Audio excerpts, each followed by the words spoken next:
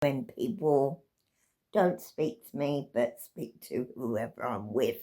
Right, the first thing I'm going to say is this is when I was getting married.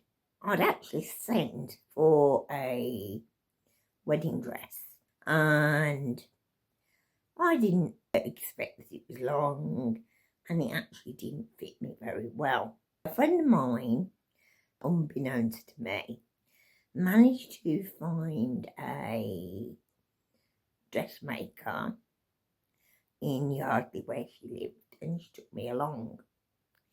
Now, the first thing she said to my friend when I got in the shop was, "You didn't tell me she was disabled."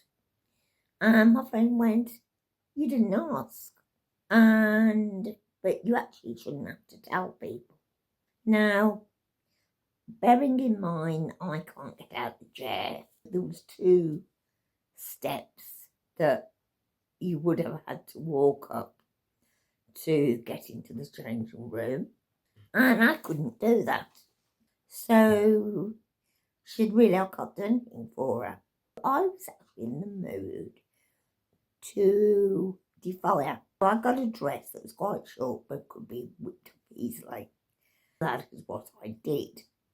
It was me in my underwear. She actually had to get some screens, which you could tell she didn't like. And I actually was quietly laughing to myself because I'd actually made her help me. And the long and the short of it, the dress came back, but when we tried it on, it actually came back worse than it had been. Another friend of mine who was really, really quite angry, and she actually was my bridesmaids, as well as my other friend who is married. She was being my matron of honour. Took it to a shop in Solihull, and the seamstress there, she was talking to her, and she actually said that she had been a carer in Romania. So she asked me to come in and tried it on me. That was on Thursday. And I'm pleased to say that she actually altered it.